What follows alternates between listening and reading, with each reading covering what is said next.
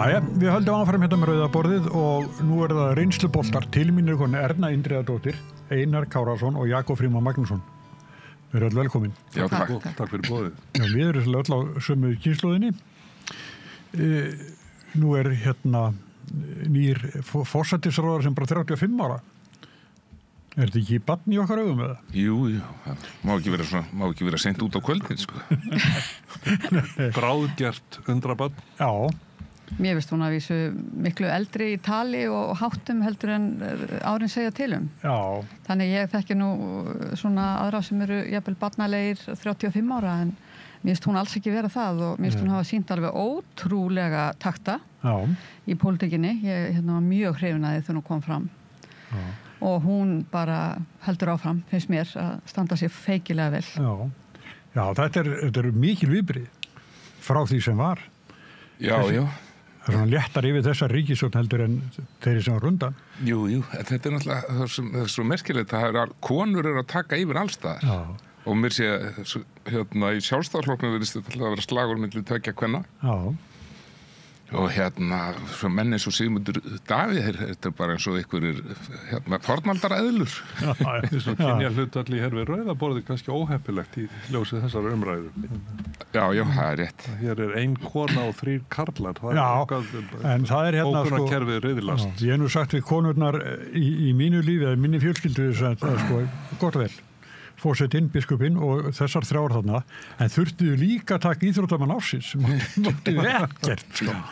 Jú. Þetta er sem sagt... Og lögreglustjórinn, allt saman.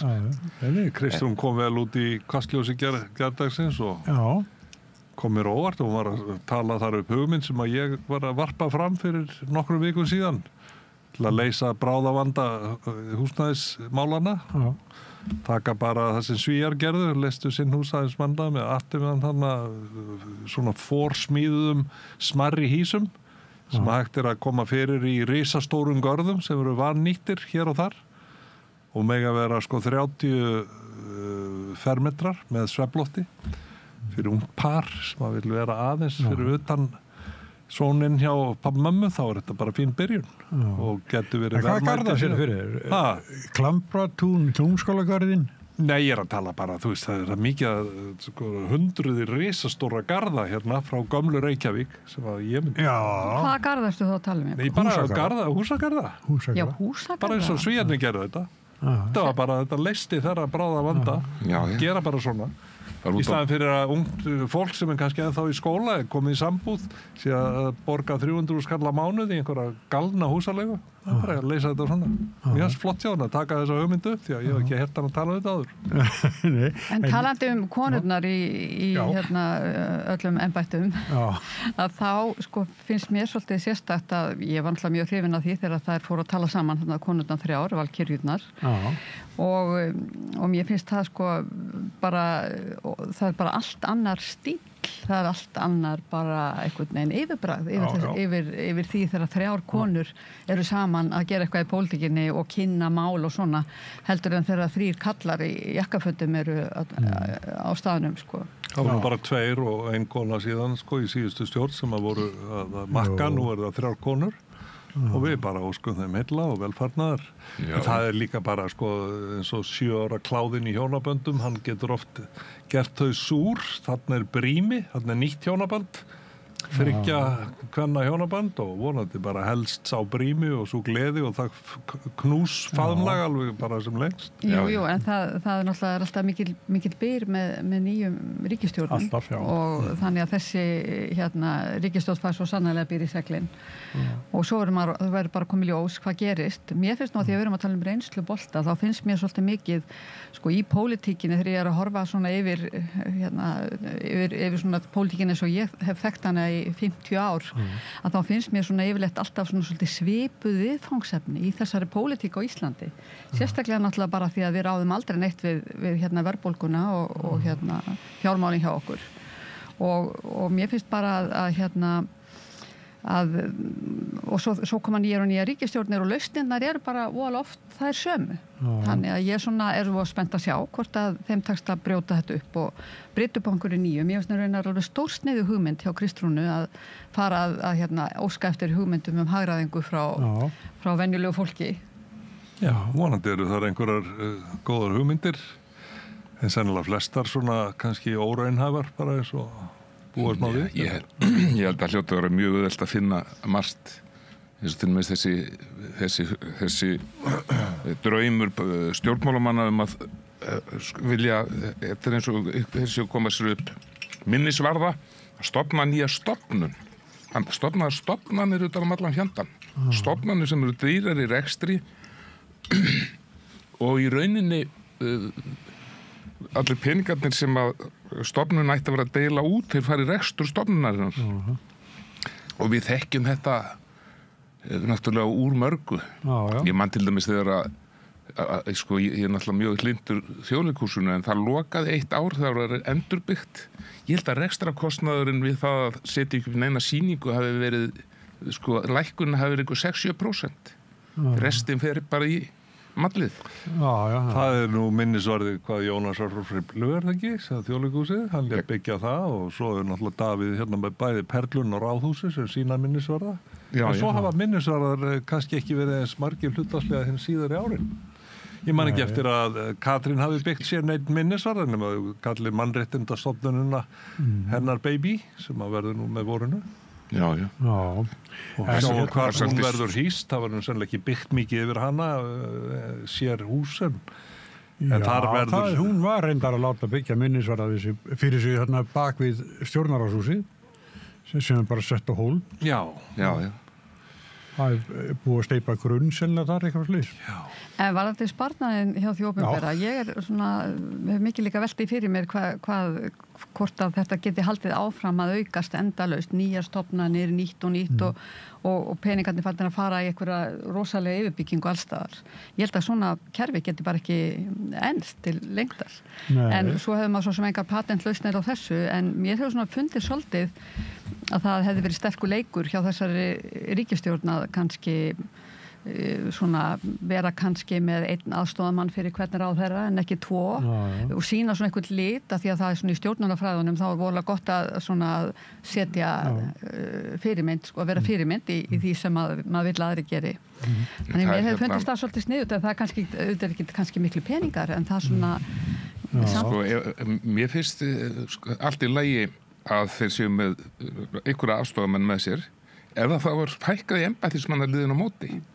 Því að að sumuleyti þá held ég að þessi reynsla íslenska stjórnmálamanna að það er dálítið erfitt að eiga í kerfi, þeir þykjast eiga þetta. Og ég man nú að ég heyrði það sögu bara sem gerist í fyrra. Það var verið að tala við Lilju, eða gerist fyrir 2 árum, Lilju menntamálaráðherra málefni batterís hér í borginni og hún var öll að vilja gerð og sagði já og við gerum þetta svona.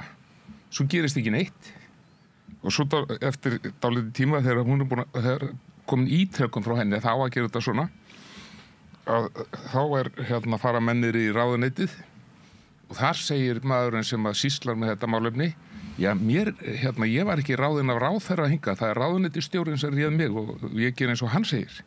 Svo þess að gerði ekki neitt. Þetta er bara gömulsá og ný, sko, embættismenn hafa mjög sterkar tilhneigingu til að mylja undir sig vald og ráða því sem þeir vilja ráða. Og þeir ráða sannlega miklu. Þeir eru þarna til lengri tíma, pólitíkus að koma og fara.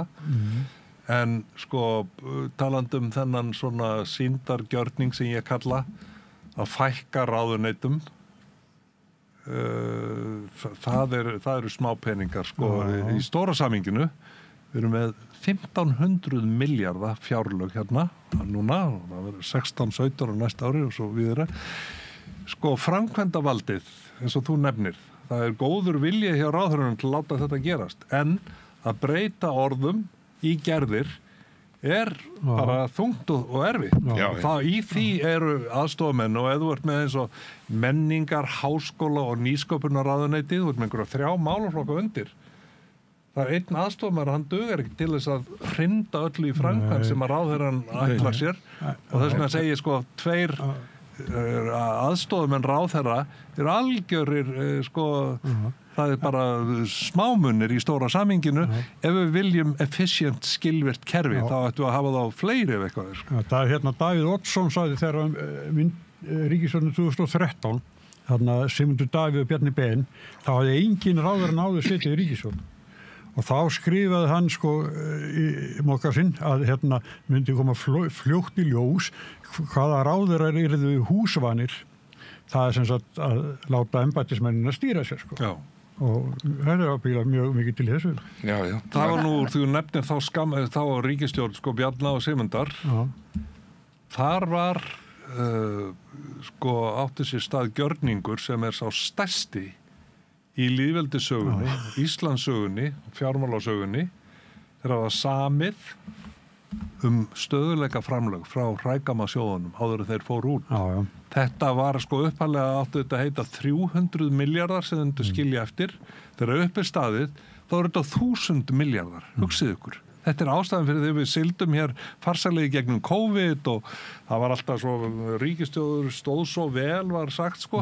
En það er lítið talað þetta þrekvirki þeirra tveimenningana að ná þessum díl sko. Býtum nú við sko, að þetta er partur af þeirri sorgarsögu að eftir hrun þegar að bankarnir fóru á hausinn vegna þess að þeir höfðu ekki ráð á gjaldeyri að þá úrskurðuðu allir og það var bara samdóma álit þetta er allt verðlaust rasl móku eins og bara í kröfuhafana láta hann bara eiga þetta Svo kom í ljós eftir nokkra mánuði að því fór fjarri þetta væri verðlaust rasl. Það voru óhemjulegar eignir. Bæði sem bankarnir áttu og fyrirtæki sem þeir áttu og þannig svolítið merkið þetta því ég stúderaði þetta svolítið að ég las bók Hannesar Holmsteins Gissurasonar sem að mikilli elju fór í gegnum þetta og að sjá hverslags vitleysa og glannaskapur var í gangi þarna á árunum eftir hrun þegar var verið að selja á algjöran spottprís fyrirtæki eigu Íslendinga og íbúðir og til dæmis eins og hann tók nokkur dæmi með ykkur 5-6 banka sem bankarnir hafðu átt og það var til dæmis norskur banki sem var seldur og hann var seldur á 15-földu verði aftur árið seinna og saman með banka í Bretlandi og víðar, Luxemburg og það var svo áttamenn sig á því það var brilljant að loka kröfuhafana inni með því að segja þið fáið bara að fara með íslenska krónur en þeir högnuðust alveg stórkostlega þessu líka en sko íslenska ríkið fekk þarna stærsta búhnikk sögunar og það er örugglega hægt að segja sko, fjalla heilmikið þetta. Þarna fengum við Íslandsbanka bara til okkar, Arion og svo er verið að selja þetta núna í einhverjum bútum og svona en bara sko eftirmála hrunsins eru bæði hörmungar og svo hnykkir af þessum toga. Ég var að lesa bók sem að ég mæli nú með því að menn kynni sér sem að er saga eins manns sem að var 30 gerður í 17 mánuði að bankastjóra Íslandsbanka eftir Bjarna Ármannsssyni, Lárusar Velding.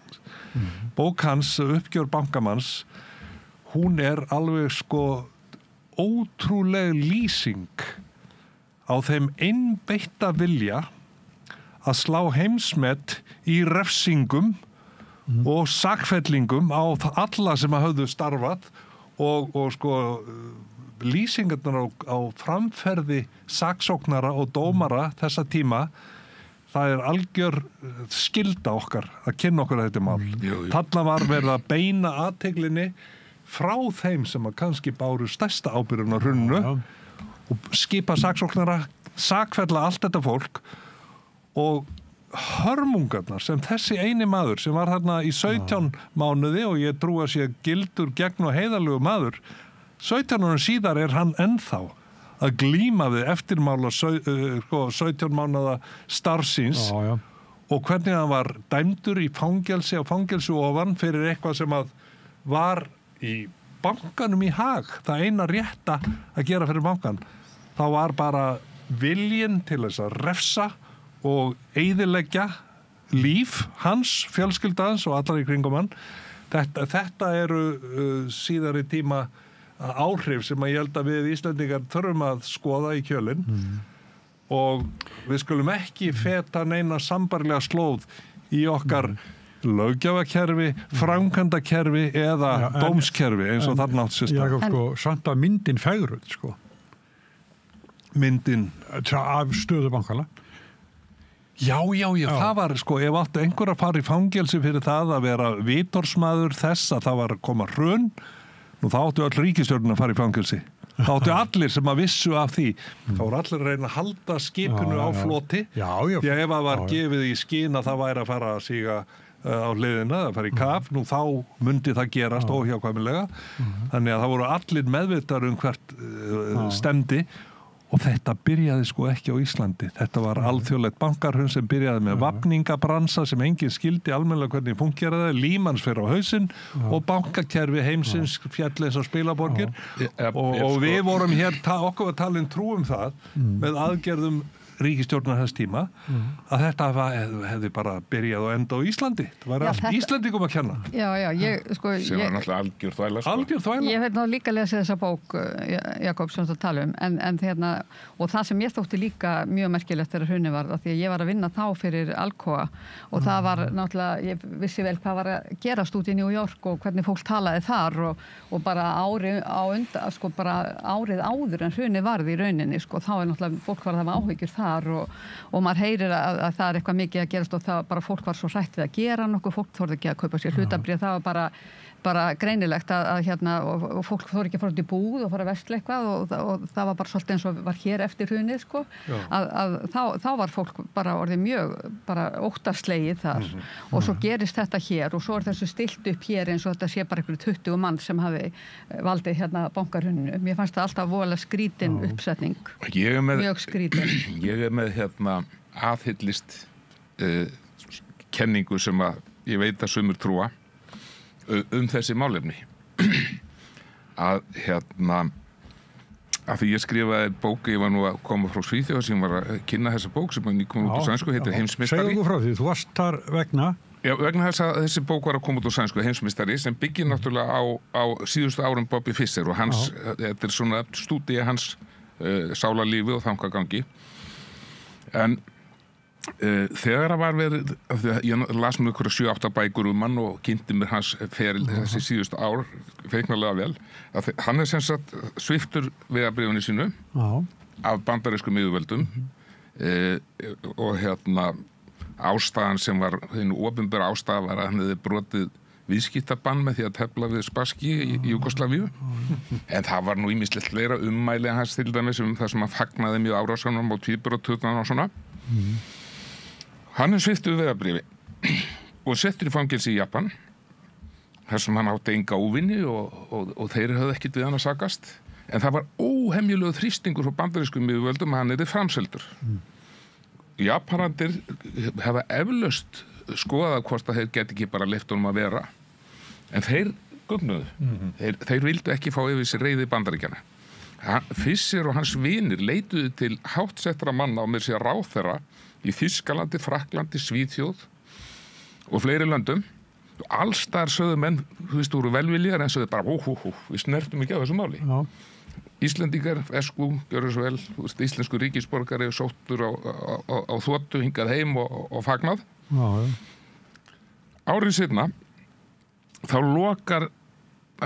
loka Bandaríkjamenn herstöðinni árið seinna, tæp árið seinna á þess að tala við kóng eða prest síðan sækja bankarnir norrænu seðlabankarnir, allir 5 saman svokallaðan gjaldeyrisskiptasamning sem að hefði getað bjargað íslenska bankakerfinu í gegnum krísuna. Svarið til Bandaríkjanna? Já, til bandaríska seðlabankans. Það kom svar. Alveg sjálfsagt. Við gerum svona samning við danska, sænska, finnska og norska seðlabankan en Íslendingar fór ekki neitt. Og það var innan við 1% af púllinni.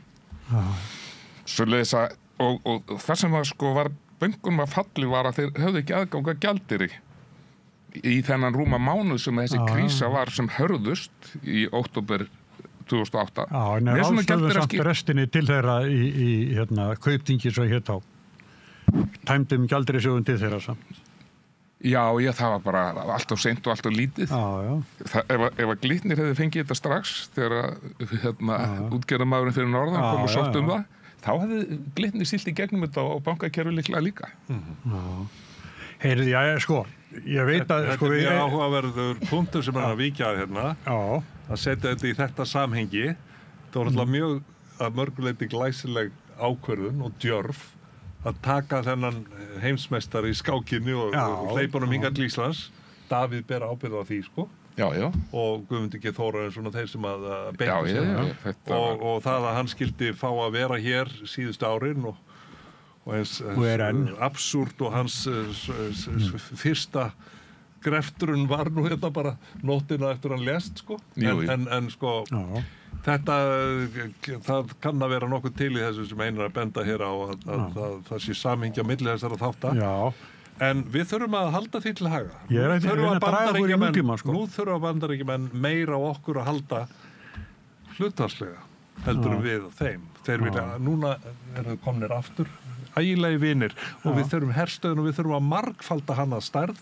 Þurfum sko massív konstruksjón á Keflavíkurvelli en sjáðu til.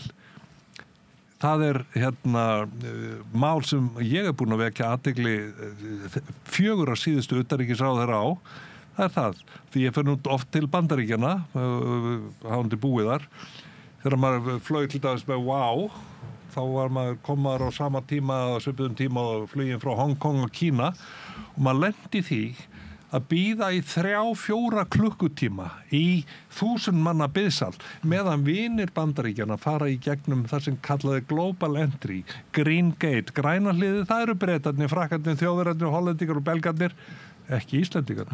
Við erum búin að biðja þetta í 10 ár, það er ekkert að frétta. Það er bara ef það hendar mér, að muni eftir því lagi. Það er viðhorfið þarna í Bandaríkjunum, bara ef það hendar mér. Ég get skotið inn örlítill sögu sem þessu tengist vegna þess að formaður nefndarinnar sem að vann í því að fá Fischer heim er móðurbróður minn og nafni Einar S. Einarsson. Vísa. Já. Hann, dóttir hans er búin að búa í Kanada í 30 ára eða eitthvað svoleiðis. Og hann hefur oft farið hérna í gegn og gjarnan millilent í Bandaríkjunum. Og svona hans heldur þetta líka. Já, svona hans var í Los Angeles. Og aldrei neitt vesen, þetta er náttúrulega vamlaus maður með öllu. En svo eftir þessa afferu, þá er hann bara stoppaður. Það er bara rautt flagg og hann er tekinn baksins í yfirheyslur. Þetta er Global Entry dilemma. Já. Fischer reyndist okkur ansið dýr.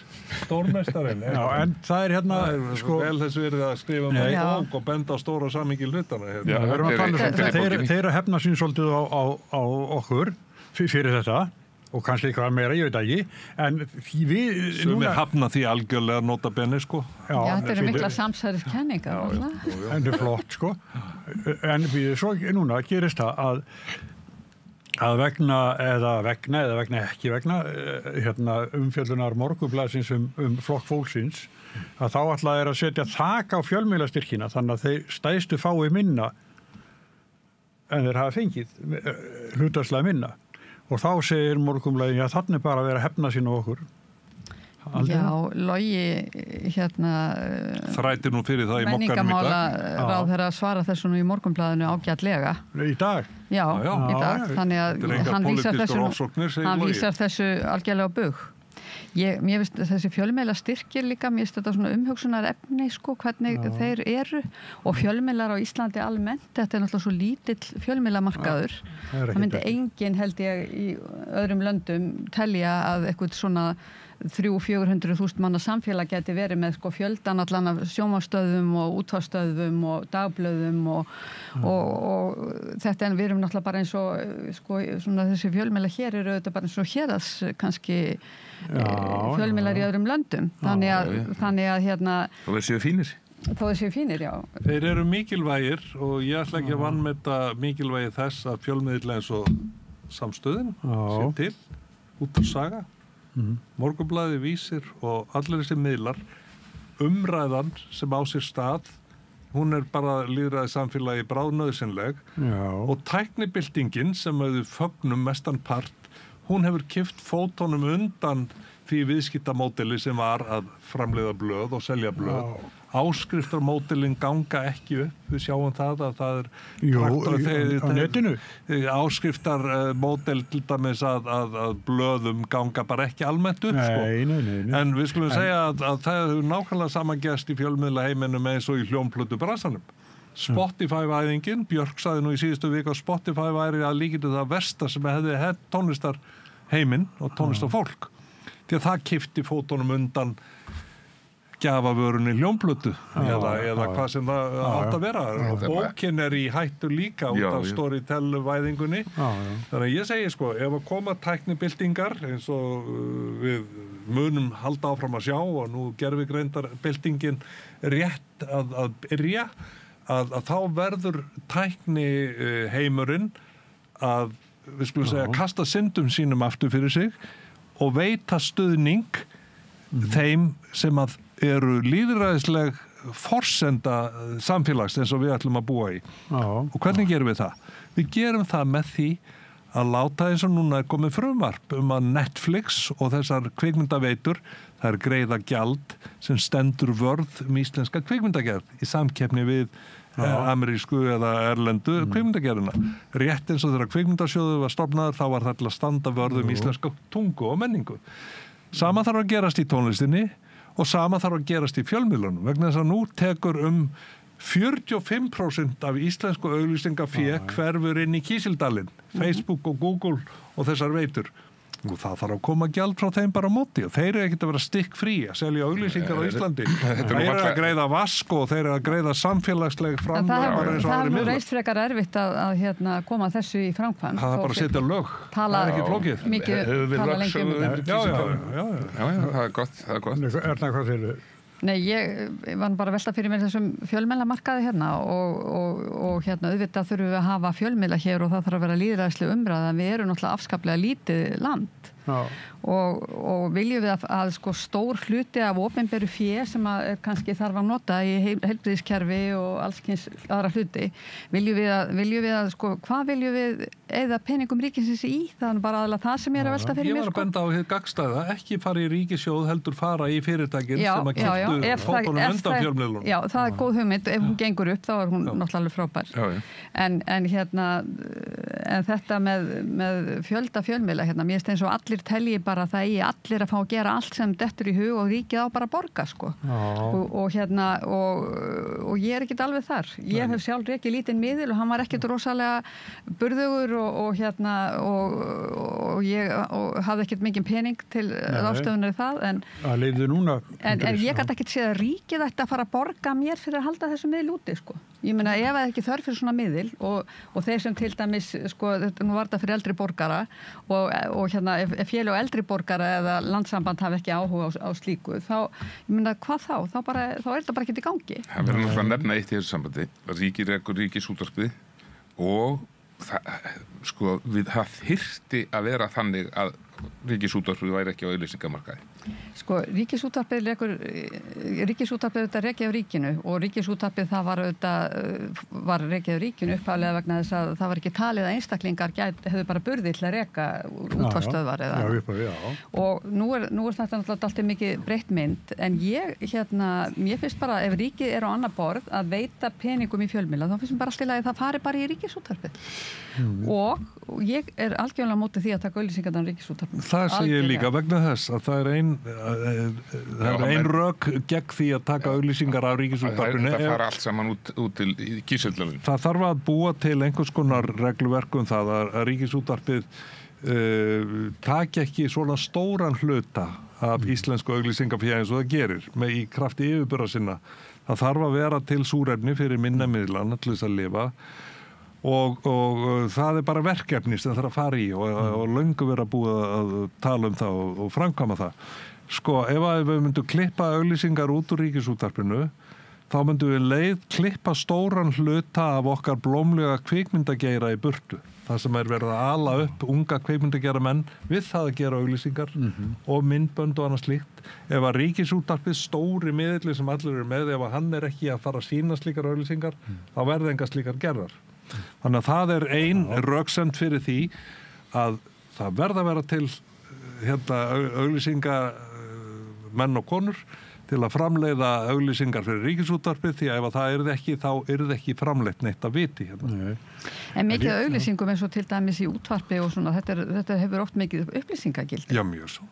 Þannig að það væri skrítið ef Ríkisútvarpið hefði engar auglýsingar. Þannig að það er bara sjálfsagt að taka umræðinu það hversu stóra hlutdeild má Ríkisútvarpið fá að þessari stóru köku. Þetta eru kaka upp á einhverja 2 milljarða á ári eða 3. Og svo náttúrulega stækkandi hluti að fara til Kísildals og við þurfum að segja við þá, þið lútið sömu lögum og reglum og gilda á Íslandi. Þegar þið eru að selja auglýsingar íslenskum fyrirtækjum eða aðilum, þá greiðir þið jafn háframlög í formið virðisaukaskatts og aðrir gera. En eitt varðandi niðurskurðar tillögur. Á sínum tíma þegar að Vigdís Hauksdóttir var formað fjárlaganefndar, þá sagði hún bara við Ríkisútvarpið, munið hver ákveður hvað þið fáið mikið. Svona ódunni þín. En svo allir hérna nú 2 listamenn.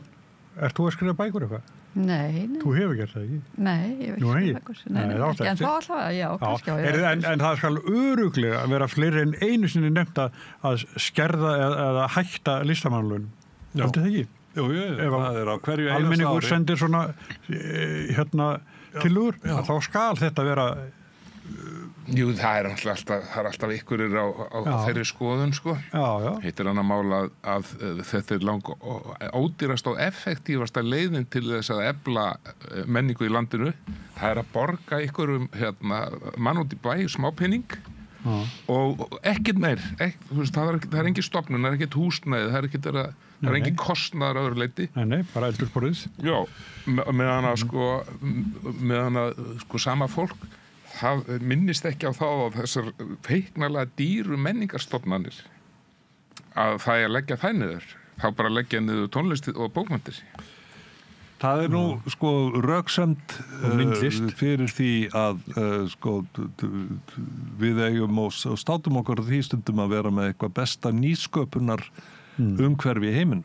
Og ég held að það sé ekki langt því frá hér svona miðað við allt og höfðatölu og annað, að þá eru við með öfluga nýsköpunar lagarama sem að auðvelda mönnum mjög að fá hugmyndir, framkvæmdaðir, þróaðir og koma þeim í sölu. Og dæmin eru mýmörg, síðasta stóra dæmi Keresis og mörg önnur stórkostleg tækifæri sem hafa orðið að raunverulega tekjuskapandi fyrirtækjum.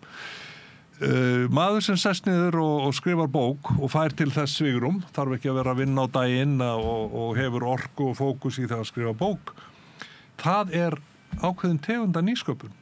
Og slík bók getur orðið að leikriti, hún getur orðið að kvikmynd eða söngleik og hagkerfi einnar bókar getur orðið alveg gigantist. Þetta þekkir nú Einar mjög vel af sínum verkum og sama gildir með lagið eða hljómplötuna, hvað sem það nú er.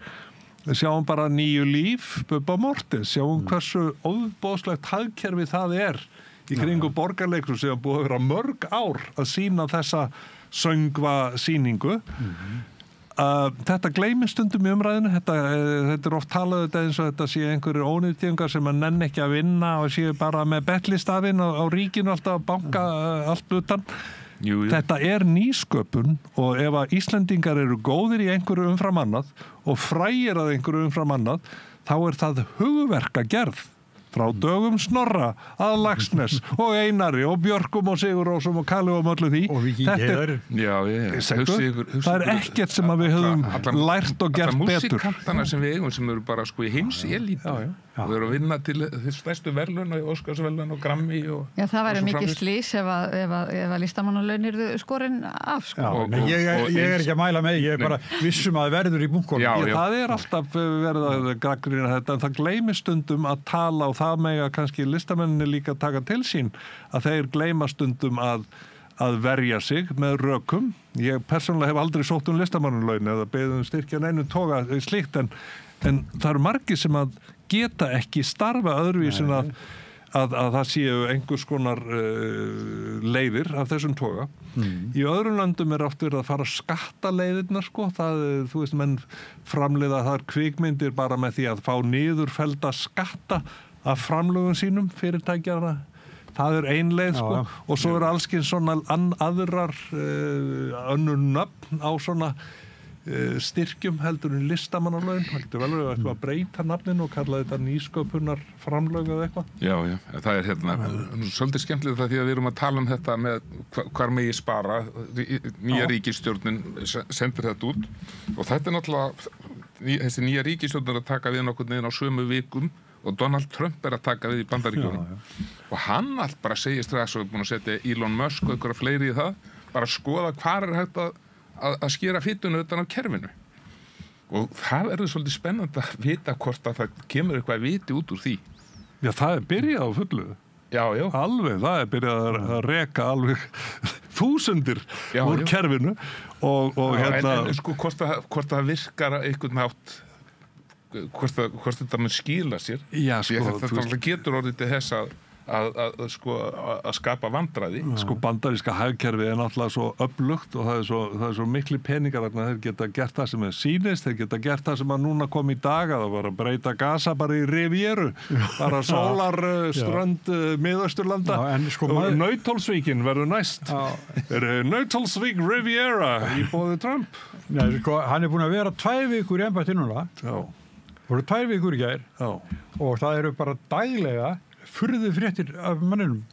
Já, þetta furðu fréttir og manni finnst þetta alltaf merkilegt að hann eitt valdamestaríki heims og þjóðhöfðingi þar og hann barasta fabúlerar bara og menn að helst að velta fyrir sig hvort hann meini nú eitthvað með þessu og mér þetta voru skrítið að hafa þjóðhöfðingja í svona stóru landi sem að bara engin veit hvort að meina það sem hann segir eða... Það alveg flippað, hann talar bara og haga sér eins og eitthvað alþjóðareglur í samskiptum ríkja og hefðir, þetta sé ekki til og þetta kom honum ekki við.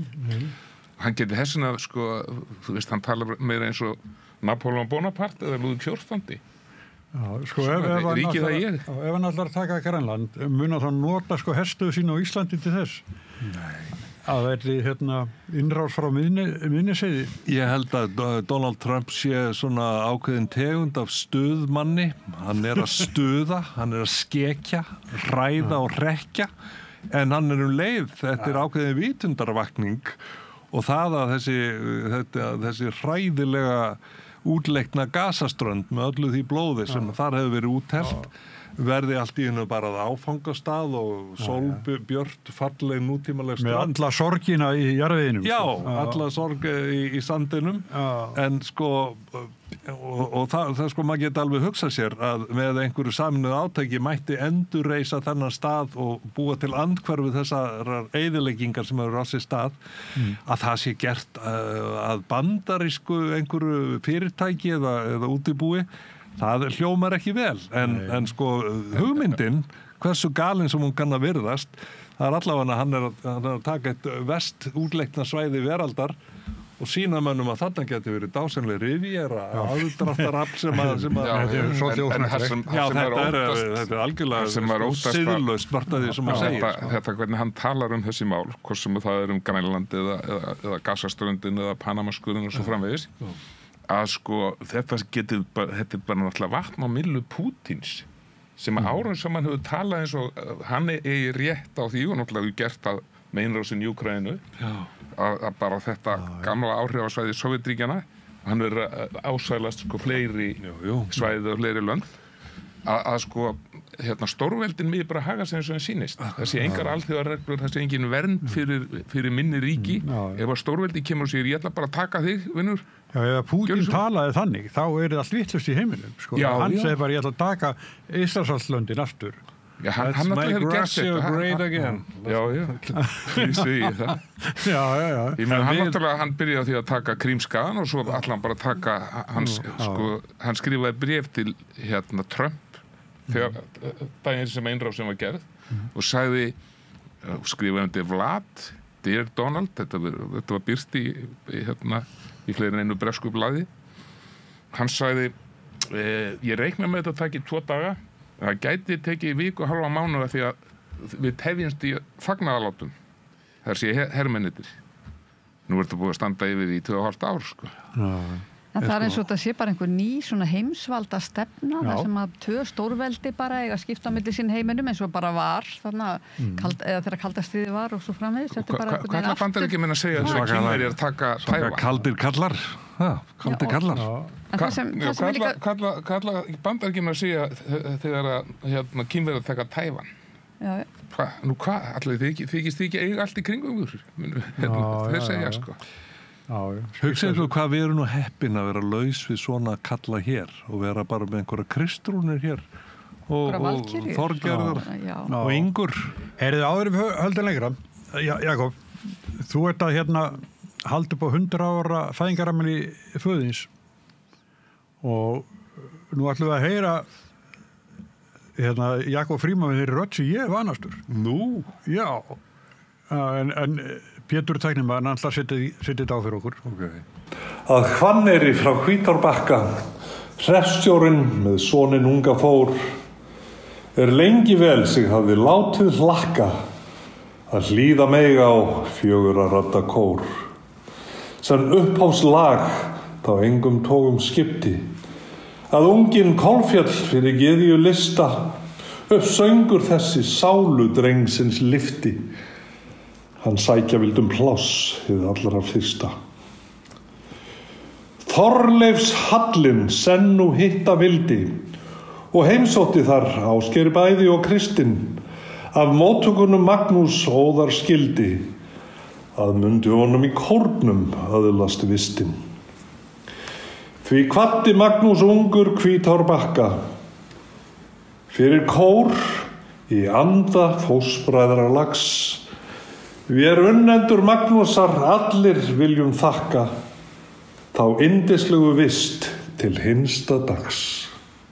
Jakob Frímann, takk fyrir þetta. Já, þetta nú kannski bara kviðlingur sem að var fluttur á menningarhátíð Fósbræðra nýliðna helgi. Það sem ræðumaðurinn hefur í 20 ár verið Einar okkar hér sem að þurfti að vera fjarverandi að lesa upp úr stórmeistaranum í Svíþjóð og sendi dóttur sína í staðinn. En þarna var sungið og talað mjög fagurlega Magnús Guðmundsson. Hann nefnilega, eins og segir í kvæðinu, fer 12 vetra gamall og það brestur á með einhvers konar bítlaæði á Hvanneyri 1937 þegar hann fer með föður sínum Guðmundi Jónsson á Hvítárbakka og kátir félagar, það að segja karlakórinn Fósbræður, útibúur honum að syngja og hann að heyra 4-raddaðan söng í fyrsta skipti í lífinu, live, og hann fær gæsahúð við þetta og hann heitir því, hann ætlar að fara til Reykjavíkur svo fljótt sem verða má gangi þennan kór sem hann nú gerði og var í honum til hinsta dags. Og það var nú svona þess vegna þegar hann átti sinn 100. afmælisdag núna 8. janúar þá var búið að hafa samband úr Bæjarsveit, Brún í Bæjarsveit var félagsheimilið þarna, hann Hvítárbakki í Bæjarsveit og þeir voru að spyrja mig það er rétt að Magnús hafi gefið slaghörpuna sem í Brún á sínum tíma.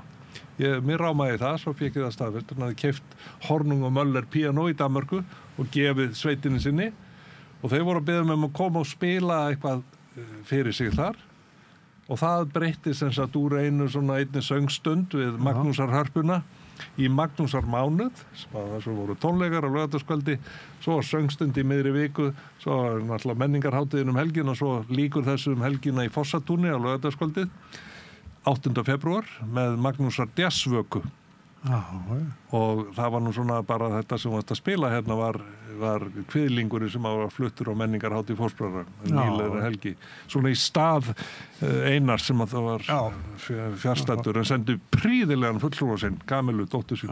Þú segir, það er frítt inn á þetta, þetta er bara hjá Steinari Berg það í Fossatúni? Jú, minn gamli útgefandi sem var nú svona dálítið frumkvöðul í nútímalegri ferðaþjónustu þegar hann setti Fossatún á þessum dásamlega stað Grímsá, Fossona, að ég fekk bara mína bestu menn, Guðmund Pétursson og Einar Skeving og Róbert Þórhallsson og fleiri með og þetta verður bara svona jazzvaka því að Magnús var jazzskeggjari, hann og Bryndís móðir mín voru jazzskeggjararnir sem sungið í laginu. Já.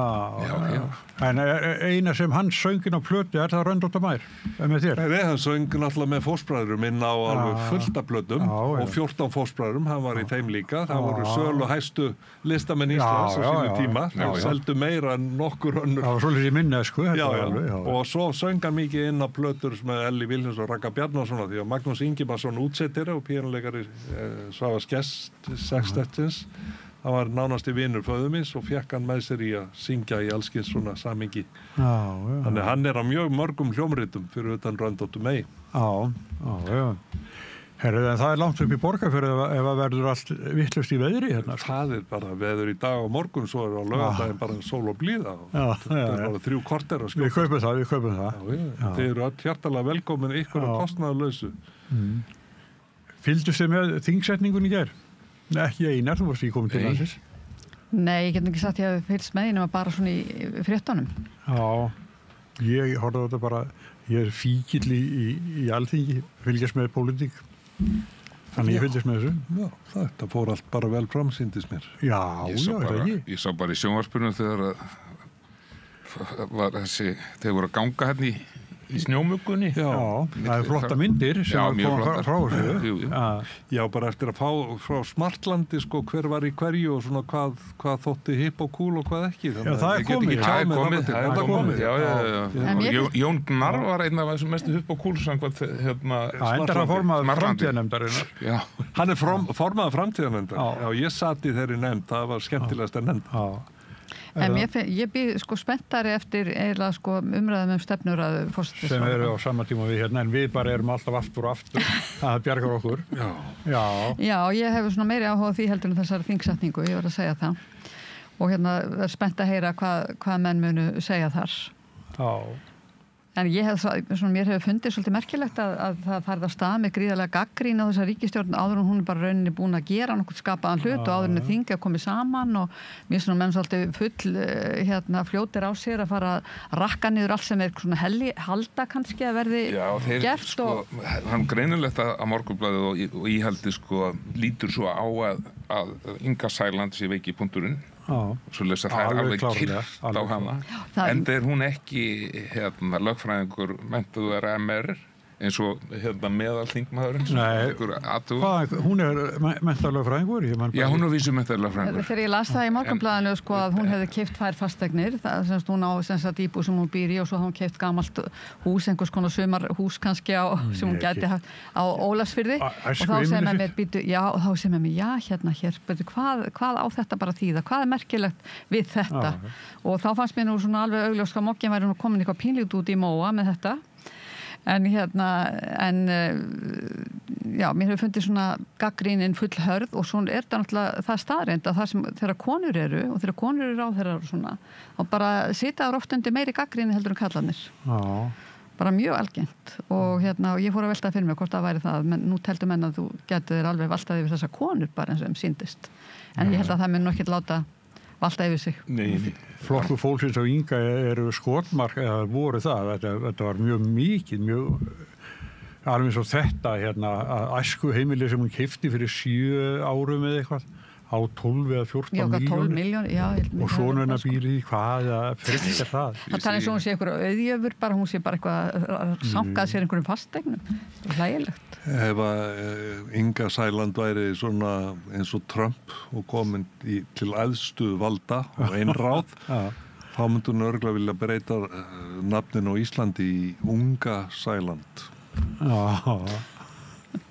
Það er engin megalómanía í þessari ríkisstjórn sko, þeir eru allir svona virakar hófstiltir þessir ráðherrar og ég segi enn og aftur við eigum að þakka fyrir það að vera ekki hér með vandamál segjum bara Svía eða Dana eða Þýsk Þjóðverja eða Bandaríkja eða Rússlands. Þetta eru allt smá stillingar, fínstillingar sem við þurfum að vera að framkvæma hér. Við þurfum að lækna þetta sem að þú hefur nú verið að berjast glæsilega fyrir Erna með gráa hernum, að þurfum að laga kjör þeirra sem að eru búin að starfa hér alla ævi og leggja fyrir og borga í lífeyrissjóða annað slíkt. Þessar skerðingar sem voru neyðarbrauð Jóhönnu og Steingríms á sínum tíma, að bara afnema það, laga það. Það þarf að gera það, já. Komið í réttan farveg. Öryrkjarnir þurfa að vera vel settir og við þurfum að ná tökum á þessum viðvarandi ólgusjó hagkerfisins sem að búin að vera viðvarandi bara síðan við munum eftir okkur hér við þetta borð. Þannig að stóru málin í lagi hjá okkur. Finnstillingarnar eru framundan og verða vonandi bara afstaðnar. Og við vorum búin að ná bara fullkomnun svona fyrir lok kjörtímabilsins. En þessi umræða fjármál stjórnmálaflokkana sem að hefur fór nú á stað og tengdist flokki fólksins, það er svona aðeins vakið milli umhugsunar það hvað ríkið að halda þessum stjórnmálaflokkum gangandi. Auðvitað þurfa stjórnmálaflokkar fjármagn og það er ekki gott að þeir séu upp á einhver fyrirtæki komnir eingöngu. Þannig að þá er hinleiðin að fá eitthvað opinbert fé og það sé eingöngu eiginlega orðið opinbert fé sem fer í að reka þessar stjórnmálaflokka. Mér finnst það bara ekkert endilega sjálfsagt mál. Og hugsunin svo að fyrirbyggja hagsmuna. Það komið tölur í gær eða í morgun í viðskiptablaðinu og þá eru 11 milljarðar sem að hafa farið á einhverjum 10-15 árum í að reka stjórnmálaflokkana og það eru eitthvað 700 milljónir á hverju ári og mér finnst alveg sjálfsagt að mér finnst í rauninni að þetta vera kannski bara frekar einhver blanda af þessu að kannski að stjórnmálaflokkarnir fá kannski helmingin af rekstrinum einhvern veginn frá Alþingi og svo kannski verður þeir að afla sjálfir tekna fyrir helmingnum og mér finnst því að það býður kannski upp á líka ákveðna spillingu alveg eins og með fyrirtækin ef þau eru farin að stjórna í stjórnmálaflokkunum. Ef það eru bara einhverjir stjórnmálaflokkar alltaf á Alþingi sem geta bara haft sjálfdæmi það hversu mikið þeir fá alltaf í vassan okkur einasta ári og þetta er einhverja smá upphæðir. Þannig að mér finnst þetta svona athyglisvert. Já, þetta hugsunin með þessu að sem sagt gera að vinna gegn því að flokkarnir verða algjörlega háðir auðmönnum sem þá á móti ráðastefnunni. En þetta er náttúrulega sín þá ókosti til dæmis að svona grasrótastarfið verður ónauðsynlegt og jafnvel ekki neitt. Og það finnst mér hvað þá orðum þessu stjórnmálaflokka ef enginn sem að starfa neitt í þeim og ef enginn þörf fyrir það eins og það er mjög slæmt. Það er svona veldur hver á heldur, það er mjög misjafnt hvernig starfinu er háttað. Ég vil nú segja að það talandi Kristrún og hennar fólk, maður sá þetta aðeins svona þegar hún kemur inn, þá eru liðsmenn 2 mágar. Það er Jóhann Páll Jóhannsson sem er giftur konu sem er systir Ólafs Kjaran, sem er nú komandi Birgis Kjaran ef ég man rétt, sjálfstæðismanns. Þeir mágarnir, þeir eiga stóran þátt að því sagt að spotta Kristrúnu sem framtíðar leiðtoga, fá hana í framboð, tryggja henni gott kjör og byggja síðan upp gríðarlega öfluga strategíu og starf, stefnumála vinnu, fara á heimsækja 400 fyrirtæki allt land, gefa út bæklinga stefnu sína, tala fyrir því. Þau eiga það svo fyllilega skilið að hafa sigrað svo glæsilega í þessum kosningum því að innra starfið og eljan sem að hefur speglast í þeirra framgöngu bara til fyrirmyndar. Ég ætla bara að segja það. En hver var afkomandi Birgis Kjaran, sagði? Ólafur Kjaran, þessi, hann er aðstoðarmaður Kristrúnar í dag. Hann er búin að vera sonur Árna Sigurjónssonar lögreglustjóra. Forsetaritari pappans. Birgir Kjaran hefur verið móðubróður hans. Móðubjórinn, það getur verið. En allavega það er eldklár strákur eins og þeir báðir, alveg eldkvassir og flinkir og þeir taka utanum hana og gera þetta starf að slíku sigurgöngu. Strákarnir komu sér satt og bjúka hana til. Já, þetta er svona, þetta er dæmi það að vera með sín og strategíu og láta hlutina síðan ganga eftir og bara vinna vel og það mega þau eiga þessir ungu þremenningar og fólki í kringu þau notabenni að þarna hefur verið virkilega vel unnið. Ég veit ekki hvort að þeir hafa búið hann eitthvað til, mér finnst hún alltaf alveg mjög öflug og hún hefur geistist hér all land og ég er alveg sammálað þér, það er stakrar fyrirmyndar og að fara bara að tala við fólk og bara móta stefnu og mér finnst sko að það hafi tekist ágætlega hjá þeim að svona forgangsraða ákveðnum málum vegna þess að hérna þetta er auðvitað margir þættir sem að þarf að koma inn á hjá einum stjórnmálaflokki og það er bara ekki þátt að gera þetta allt í einu. Ég var ekki að meina að þeir hefðu búið hana til, þeir sáu talentið og þeir í rauninni örugglega kvöttan og brýndu til að gefa kost á þessu. Við vorum að sjá hann í sjónvarpinu í viðtölum og svona, og glæsileg og vel mentuð í sínum fræðum og úr því varð bara mjög öflugt teymi sem að hefur skilað þessum árangri og þegar þú horfir á fólk vinna svona vel þá segir bara ég er nú nokkuð sáttur við að ríkisstjórninni sé stýrt með svona einbeittum vilja og fókus. Svo geta áherslumál og annað. Þú veist, þetta með Evrópusambandi þetta bara, það er tvíeggja sverð. Það eru allir sammála það að sterk alþjóðleg mynt væri heppileg, en að ganga lengra inn í Evrópusambandi en við erum þegar gengin. Ég stundum nota bara dæmið tilskipanir sem að hefur fjölgað frá ári til árs frá Brussel. Það líkið þessu við hjónabandi, jafnræði með hjónum við giftingu, að búið að laga sig að þessu og hinnu, koma upp stofnunum og eitthvað svona jafnréttisráði, samkeppnisstofnunum og öðru. Hörðu, svo byrja ballið. 30 árum síðar, þá erum við með 650 tilskipanir á hverju einasta ári sem að þarf að prósessera hérna og fara fyrir nefndir og allt þetta. Og ef við gengjum inn í Evrópusambandið væri það 2100 tilskipanir. Það er ekki nema 80 ný lög frá íslenskum þingmönnum á hverju ári sem eru afgreidd. Við erum með 63 þingmenn hér, þeir eru með 720 í Evrópu. Við erum með 100 embættismenn hérna í þessu, þeir eru með 30.000. Þannig að það er mikið ofurefli við að etja og ef við ætlum að ganga dýpra þarna inn þá erum við bara, þá þurfum við að fjölga þingmönnum bóstalega til að geta tekið alla tilskipanir. Það er svolítið fyndið, ég var nú að lesa bara Mokkan í morgun og sem sagt, það er náttúrulega verið að tala, það er staksteinar, það er Evrópusambandið. Og sko orðfærið, retorikin í sambandi við Ísland og Evrópusambandið hugsanlega aðild er algjörlega eins og klippt og skorið upp úr málflutningi vinstri sósíalista NATO eða Keflavíkursamningin. Keflavíkursamningur 46, það var bara verið að selja landið.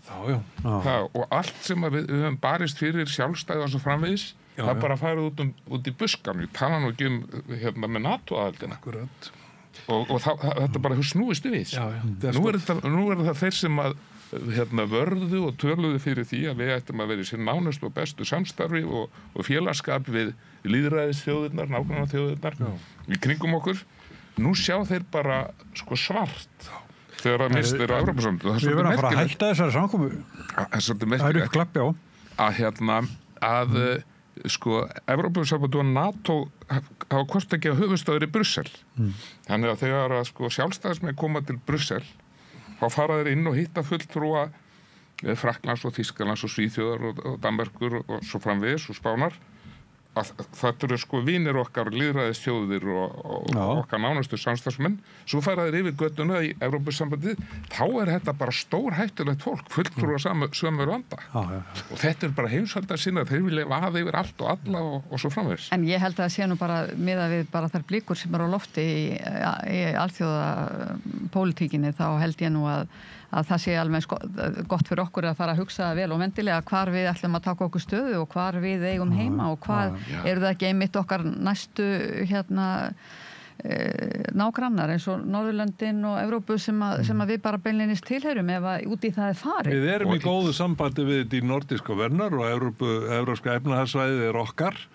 Við viljum sterka mynt Og við erum að taka upp mjög einbeitta umræðu og samráðum það hvernig við getum komið okkur í sterkar stöðu að mynt sem kostar ekki svona mikið því með Íslands álægi í vöxtum og öðru án þess að þurfa að taka allan pakkan borð til viðbótu við það sem þau eru þegar búin að taka. Því að það nefnilega gallið með Evrópusambandið þessi Evrópufrekja að heimta við sitjum og stöndum eins og einhverjum grískum skriffinnum og þóknast eða spænskum eða ítalskum sem aldrei komið hingað. Ef þú tala við danska stjórnmálamenn eða holneska eða franska þá upplifa þeir þetta ekki svona. Nei.